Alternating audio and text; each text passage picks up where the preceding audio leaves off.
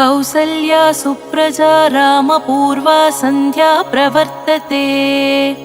उत्तिष्ठ नरशार्दूल कर्तव्यं दैवमाह्निकम्। कौसल्या सुप्रजा रामपूर्वा सन्ध्या प्रवर्तते। उत्तिष्ठ नरशार्दूल कर्तव्यं दैवमाह्निकम्। उत्तिष्ठोत्तिष्ठ गोविन्द उत्तिष्ठ गरुडध्वज। उत्तिष्ठ कमलाकान्ता त्रैलोक्यं मङ्गलं कुरु। उत्तिष्ठोत्तिष्ठ गोविन्द उत्तिष्ठ गरुडध्वज। उत्तिष्ठ कमलाकान्ता त्रैलोक्यं मङ्गलं कुरु। मातः समस्तजगतां मधुकैटभारेः वक्षो विहारिणि मनोहर दिव्यमूर्ते।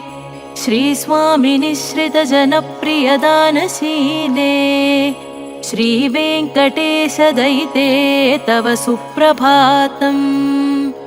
मातः समस्तजगतां मधुकैटभारेः वक्षो विहारिणि मनोहर दिव्यमूर्ते।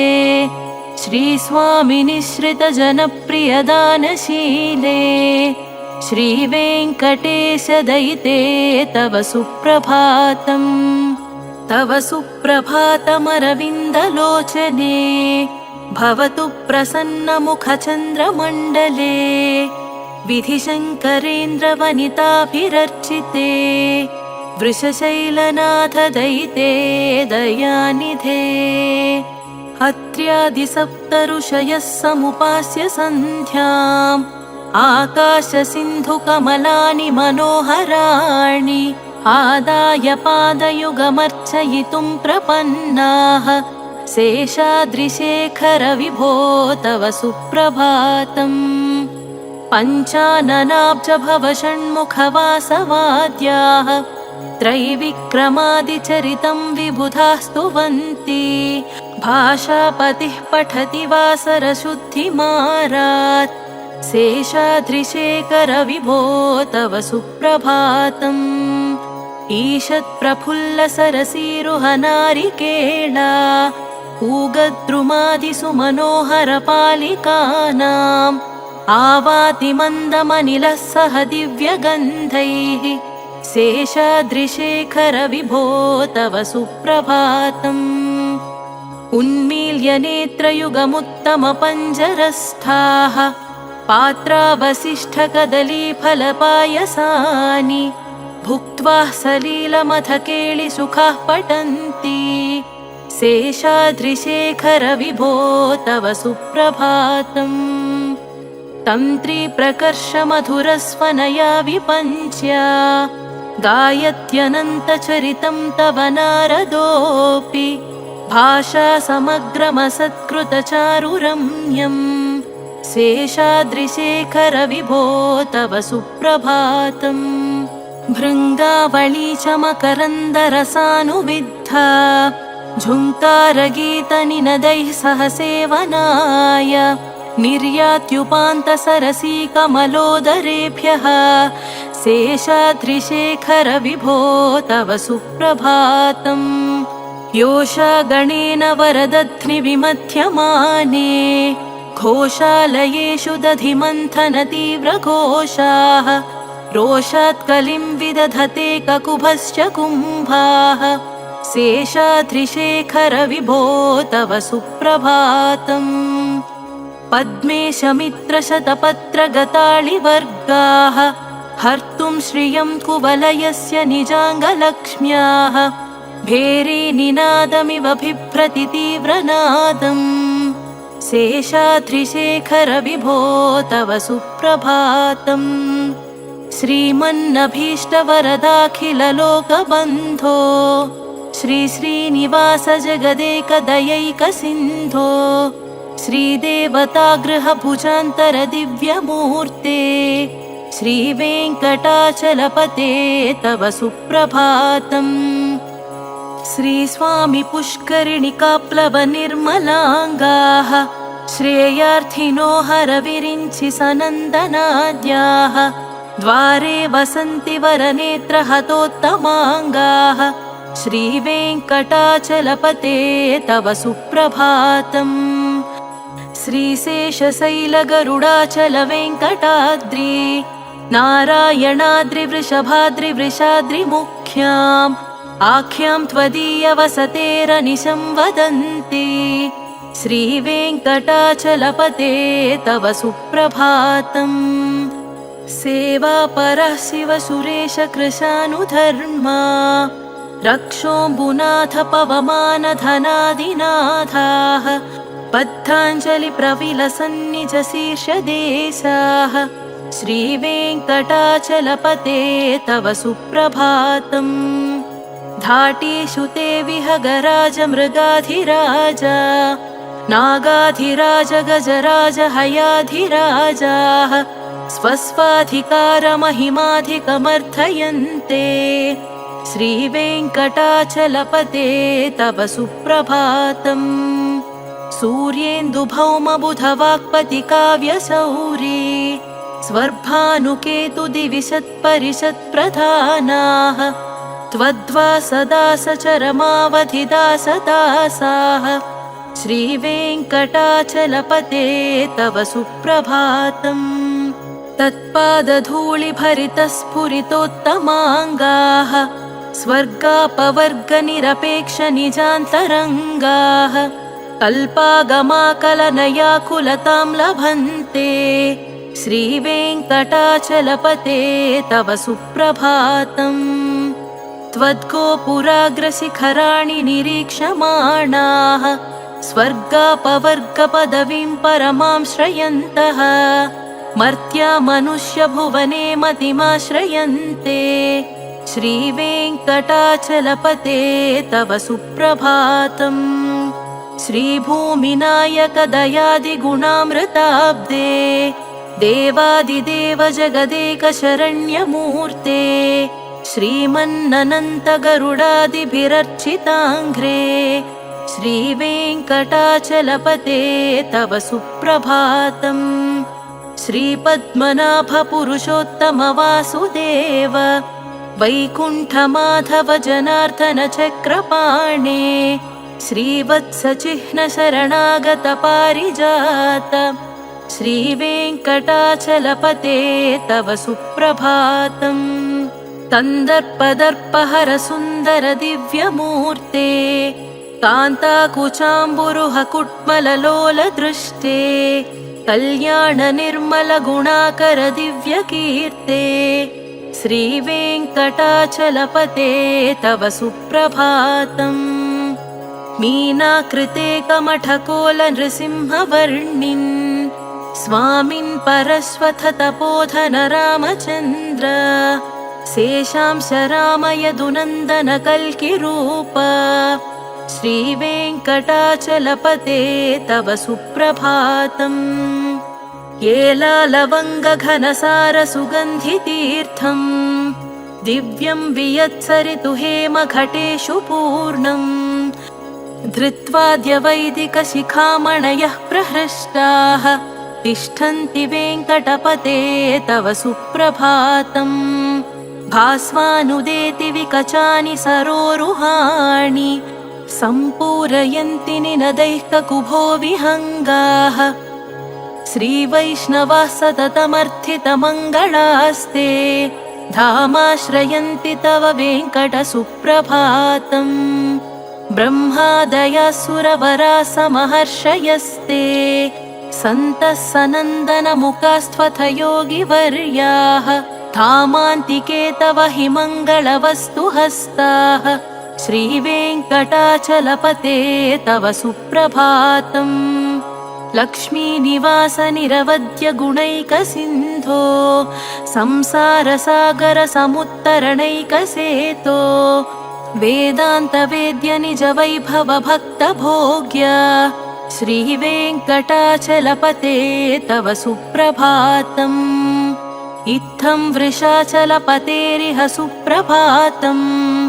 ये मानवाः प्रतिदिनं पठितुं प्रवृत्ताः तेषां प्रभातसमये स्मृतिरङ्गभाजां प्रज्ञां परार्थसुलभां परमां प्रसूते कमलाकुचूचुककुङ्कुमतो नियतारुणितातुलनीलतनो कमलायतलोचनलोकपते विजयी भव वेङ्कटशैलपते कमलाकुचूचुककुङ्कुमतो नियतारुणितातुलनीलतनो कमलायतलोचनलोकपते विजयी भव वेङ्कटशैलपते स चतुर्मुख षण्मुख पञ्चमुख प्रमुखाखिल दैवतमौलिमणे शरणागतवत्सल सारनिधे परिपालय मां वृषशैलपते अतिवेलतया तव दुर्विषहैरनुवेलकृतैरपराधशतैः भरितं त्वरितं वृषशैलपते परया कृपया परिपाहि हरे अधिवेङ्कटशैलमुदारमतेर्जनताभिमताधिकदानरतात् परदेवतया कथितान्निगमै कमलादयितान्न परं कलये कलवेणुरवावशगोपवधूशतकोटिवृतात् स्मरकोटिसमात् प्रतिपल्लविकाभिमतात् सुकथात् वसुदेवसुतान्न परं कलये अभिरामगुणाकरदाशरथे जगदेकधनुर्धरधीरमते रघुनायक राम रमेश विभो वरदो भवदेव दयाजलधे अवनीतनया कमनीयकरं रजनीकरचारुमुखाम्बुरुहम् रजनीचरराजतमोमिहिरं महनीयमहं रघुराममये सुमुखं सुहृदं सुलभं सुखदं स्वनुजं च सुखाय ममोघशरम् असहाय रघुत्वमहन्यमहं न कथञ्चन काञ्चन जातु भजे विना वेङ्कटेशं ननाथो ननाथः सदा वेङ्कटेशं स्मरामि स्मरामि हरे वेङ्कटेश प्रसीद प्रसीद प्रियं वेङ्कटेश प्रयच्छ प्रयच्छ विना वेङ्कटेशं ननाथो ननाथः सदा वेङ्कटेशं स्मरामि स्मरामि हरे वेङ्कटेश प्रसीद प्रसीद प्रियं वेङ्कटेश प्रयच्छ प्रयच्छ अहं दूरतस्ते पदाम्भोजयुग्म प्रणामेच्छया गत्य सेवां करोमि सकृत्सेवया नित्यसेवाफलं त्वं प्रयच्छ प्रयच्छ प्रभो वेङ्कटेश अज्ञानिना मया दोषानशेषान् विहितान् हरे क्षमस्वत्वं क्षमस्वत्वं शेषशैलशिखामणे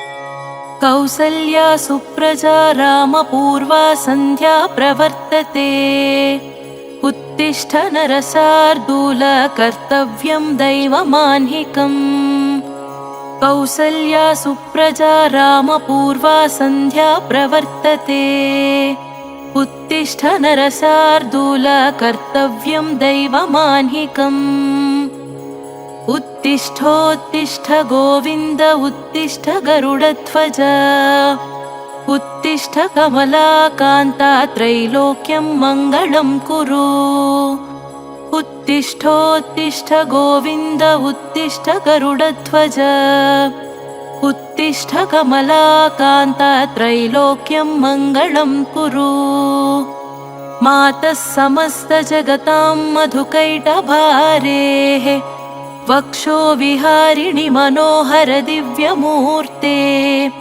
श्रीस्वामिनिश्रितजनप्रियदानशीले श्रीवेङ्कटेशदयिते तव सुप्रभातम् मातः समस्तजगतां मधुकैटभारेः वक्षो विहारिणि मनोहर दिव्यमूर्ते श्रीस्वामिनिश्रितजनप्रियदानशीले श्रीवेङ्कटेशदयिते तव सुप्रभातम् तव सुप्रभातमरविन्दलोचने भवतु प्रसन्नमुखचन्द्रमण्डले विधिशङ्करेन्द्रवनिताभिरर्चिते वृषशैलनाथदयिते दयानिधे अत्र्यादिसप्तऋषयः समुपास्य सन्ध्याम् आकाशसिन्धुकमलानि मनोहराणि आदाय पादयुगमर्चयितुं प्रपन्नाः शेषाद्रिशेखर विभो तव सुप्रभातम् पञ्चाननाब्जभव षण्मुखवासवाद्याः त्रैविक्रमादिचरितं विबुधाः स्तुवन्ति भाषापतिः पठति वासरशुद्धिमारात्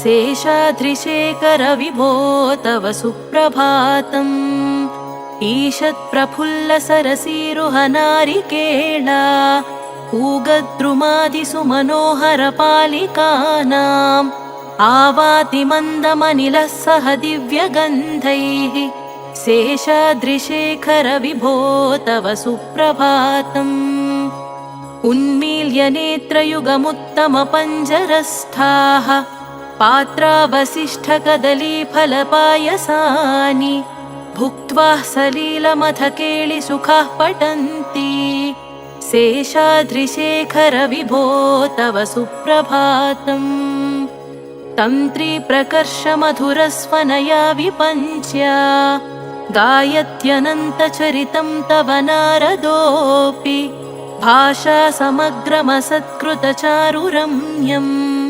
शेषाद्रिशेखर विभो तव सुप्रभातम् भृङ्गावळी च मकरन्दरसानुविद्धा झुङ्कारगीतनिनदैः सह सेवनाय निर्यात्युपान्तसरसीकमलोदरेभ्यः शेषाद्रिशेखर विभो तव सुप्रभातम् योषा गणेन वरदध्निविमथ्यमाने घोषालयेषु दधिमन्थनतीव्रघोषाः रोषात् कलिं विदधते ककुभश्च कुम्भाः शेषाद्रिशेखर विभो तव सुप्रभातम् पद्मेशमित्रशतपत्रगताळिवर्गाः हर्तुं श्रियं कुवलयस्य निजाङ्गलक्ष्म्याः भेरीनिनादमिव बिभ्रति तीव्रनादम् शेषाद्रिशेखर विभो तव सुप्रभातम् श्रीमन्नभीष्टवरदाखिललोकबन्धो श्रीश्रीनिवास जगदेकदयैकसिन्धो श्रीदेवतागृहभुजान्तरदिव्यमूर्ते श्रीवेङ्कटाचलपते तव सुप्रभातम् श्रीस्वामि पुष्करिणिकाप्लवनिर्मलाङ्गाः श्रेयार्थिनो हरविरिञ्चि सनन्दनाद्याः द्वारे वसन्ति वरनेत्रहतोत्तमाङ्गाः श्रीवेङ्कटाचलपते तव सुप्रभातम् श्रीशेषशैलगरुडाचलवेङ्कटाद्रि नारायणाद्रिवृषभाद्रिवृषाद्रिमुख्याम् आख्यां त्वदीयवसतेरनिशं वदन्ति श्रीवेङ्कटाचलपते तव सुप्रभातम् सेवापरः शिवसुरेशकृशानुधर्मा रक्षोऽम्बुनाथ पवमानधनादिनाथाः बद्धाञ्जलिप्रविलसन्निजशीर्षदेशाः श्रीवेङ्कटाचलपते तव सुप्रभातम् धाटीषु ते विहगराजमृगाधिराज नागाधिराज गजराज हयाधिराजाः स्वस्वाधिकारमहिमाधिकमर्थयन्ते श्रीवेङ्कटाचलपते तव सुप्रभातम् सूर्येन्दुभौमबुधवाक्पतिकाव्यशौरी स्वर्भानुकेतुदिविशत्परिषत्प्रधानाः त्वद्वासदासचरमावधिदासदासाः श्रीवेङ्कटाचलपते तव सुप्रभातम् तत्पादधूलिभरितस्फुरितोत्तमाङ्गाः स्वर्गापवर्गनिरपेक्षनिजान्तरङ्गाः कल्पागमाकलनयाकुलतां लभन्ते श्रीवेङ्कटाचलपते तव सुप्रभातम् त्वद्गोपुराग्रशिखराणि निरीक्षमाणाः स्वर्गापवर्गपदवीं परमां श्रयन्तः मर्त्या मनुष्यभुवने मतिमाश्रयन्ते श्रीवेङ्कटाचलपते तव सुप्रभातम् श्रीभूमिनायकदयादिगुणामृताब्दे देवादिदेव जगदेकशरण्यमूर्ते श्रीमन्ननन्तगरुडादिभिरर्चिताङ्घ्रे श्रीवेङ्कटाचलपते तव सुप्रभातम् श्रीपद्मनाभपुरुषोत्तमवासुदेव वैकुण्ठमाधव जनार्दन चक्रपाणे श्रीवत्सचिह्नशरणागतपारिजात श्रीवेङ्कटाचलपते तव सुप्रभातम् कन्दर्पदर्पहरसुन्दर दिव्यमूर्ते कान्ताकुचाम्बुरुहकुट्मललोलदृष्टे कल्याणनिर्मलगुणाकर दिव्यकीर्ते श्रीवेङ्कटाचलपते तव सुप्रभातम् मीनाकृते कमठकोलनृसिंहवर्णिन् स्वामिन् परश्वथ तपोधन रामचन्द्र शेषांश रामयदुनन्दन कल्किरूप श्रीवेङ्कटाचलपते तव सुप्रभातम् येलालवङ्गघनसारसुगन्धितीर्थम् दिव्यं वियत्सरितु हेमघटेषु पूर्णम् धृत्वाद्यवैदिकशिखामणयः प्रहृष्टाः तिष्ठन्ति वेङ्कटपते तव सुप्रभातम् भास्वानुदेति विकचानि सरोरुहाणि सम्पूरयन्ति निनदैः ककुभो विहङ्गाः श्रीवैष्णवाः सततमर्थितमङ्गलास्ते धामाश्रयन्ति तव वेङ्कटसुप्रभातम् ब्रह्मादयसुरवराः समहर्षयस्ते सन्तः सनन्दनमुखास्त्वथ योगिवर्याः धामान्तिके तव हि मङ्गलवस्तुहस्ताः श्रीवेङ्कटाचलपते तव सुप्रभातम् लक्ष्मीनिवासनिरवद्यगुणैकसिन्धो संसारसागरसमुत्तरणैकसेतो वेदान्तवेद्यनिजवैभवभक्तभोग्य श्रीवेङ्कटाचलपते तव सुप्रभातम् इत्थं वृषाचलपतेरिह सुप्रभातम् ये मानवाः प्रतिदिनं पठितुं प्रवृत्ताः तेषां प्रभातसमये स्मृतिरङ्गभाजां प्रज्ञां परार्थसुलभां परमां प्रसूते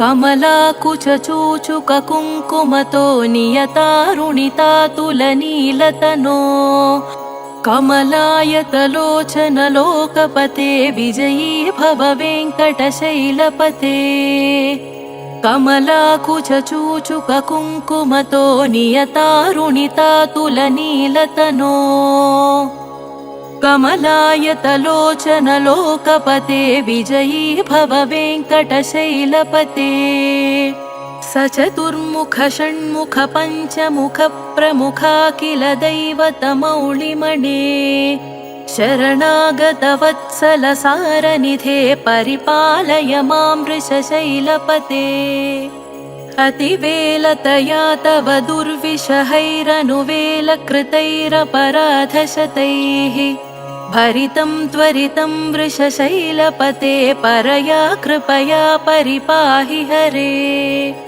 अधिवेङ्कटशैलमुदारमतेर्जनताभिमताधिकदानरतात् परदेवतया कथितान् निगमैः कमलादयितान्न परं कलये कलवेणुरवावशगोपवधूशतकोटिवृता स्मरकोटिसमात् प्रतिपल्लविकाभिमतात् सुकथात् वसुदेवसुतान्न परं कलये अभिरामगुणाकरदाशरथे जगदेकधनुर्धरधीरमते रघुनायक राम रमेश विभो वरदो भवदेव दया जलधे अवनीतनया कमनीयकरं रजनीकरचारुमुखाम्बुरुहम् रजनीचरराजतमोमिहिरं महनीयमहं रघुराममये सुमुखं सुहृदं सुलभं सुखदं स्वनुजं च सुखाय ममोघशरम् असहाय रघुत्वमहन्यमहं न कथञ्चन काञ्चन जातु भजे विना वेङ्कटेशं ननाथो ननाथः सदा वेङ्कटेशं स्मरामि स्मरामि हरे वेङ्कटेश प्रसीद प्रसीद प्रियं वेङ्कटेश प्रयच्छ प्रयच्छ विना वेङ्कटेशं ननाथो ननाथः सदा वेङ्कटेशं स्मरामि स्मरामि हरे वेङ्कटेश प्रसीद प्रसीद प्रियं वेङ्कटेश प्रयच्छ प्रयच्छ अहं दूरतस्ते पदाम्भोजयुग्मप्रणामेच्छया गत्य सेवां करोमि सकृत्सेवया नित्यसेवाफलं त्वं प्रयच्छ प्रयच्छ प्रभो वेङ्कटेश अज्ञानिना मया दोषानशेषान् विहितान् हरे क्षमस्वत्वं क्षमस्वत्वं शेषशैलशिखामणे।